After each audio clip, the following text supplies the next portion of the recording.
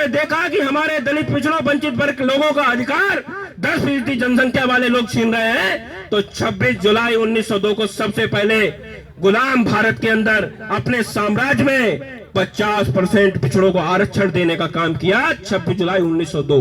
तब से हम लोग आरक्षण दिवस मना रहे हैं। ये बहुत लोगों को पता नहीं होगा।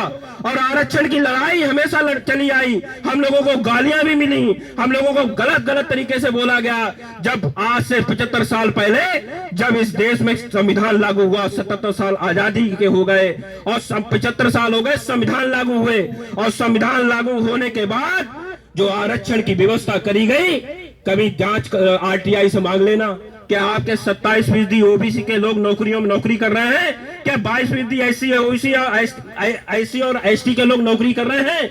अगर देखोगे तो आपका आरक्षण अभी 30% नहीं भर पाया है, और उन्होंने अपना ईडब्ल्यूएस लागू कर दिया। हम कहते हैं हमें उनके आरक्षण से कोई मतलब नहीं है, मगर हमारे थाली से जब रोटी छीनोगे तो हमें दिक्कत होगी।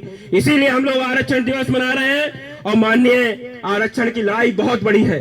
आजाद भारत में सबसे पहले अगर किसी ने आरक्षण देने का काम किया पिछड़ों को, गैर कांग्रेसी सरकार जब कर्पूरी ठाकुर जी की बिहार में बनी, सबसे पहले बिहार के अंदर कर्पूरी ठाकुर सविता नाई समाज के थे। सबसे पहले लोहिया जी का जो सपना था, जो आचार्य नरेंद्र देव जी का सपना था, और ये हम लोगों ने जो सोचा था, सामाजिक न्याय का सपना जो देखा था, उसे सबसे पहले आजाद हिंदुस्तान में पिछड़ों को आरक्षण देके मंडल कमीशन से 10 साल पहले मुंगेरी लाल आयोग का गठन करके उसे लागू करने का काम किया। तो कर्पूरी को यही सामंतवादी सोच के लोग, मनवादी सोच के लोगों ने नारा लगाया। ये आरक्षण कहां से आई? कर्पूरिया की मां भी आई। और कर्पूरी कर्पूरा गद्दी छोड़ धरुस्तरा, इस तरीके के नारे हमारे नेताओं पे लगे, समाजवादी नेताओं पे लगे। और उसके बाद मंडल आयोग की सिफारिशें, इस देश के अंदर विश्वनाथ प्रताप सिंह जब प्रधानमंत्री, वो क्षत्रिय समाज के थे, जब वो प्रधानमंत्री बने तो लोगों ने, इन्हीं मनवादियों समाजवादियों ने नारा लगाया, वो राजा माडा थे कि राजा नहीं फकीर है, देश की तकदीर है।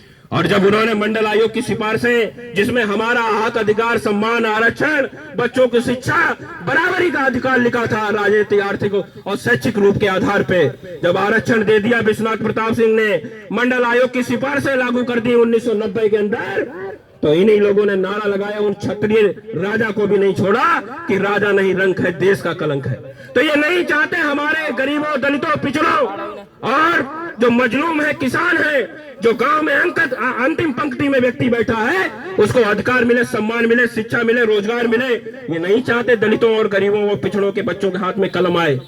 ये हमारी इनकी सोच, छुआछूत की सोच, जो भारतीय जनता पार्टी में सामंतवादी लोग बैठे हैं, मनवादी लोग बैठे हैं, ये नहीं चाहते कि बच्चे पढ़े, इसलिए इन्होंने स्कूल बंद करना शुरू कर दिए।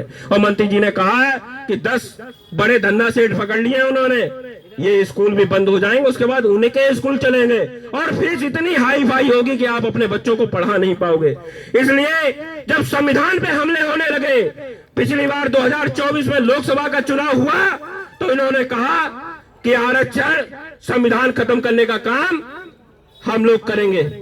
कहा था नहीं कहा था 2024 में, मगर हम लोगों ने 43 सीट गठबंधन की जिता दी। उनकी जो मनसा थी उसमें पानी फेरने का काम किया।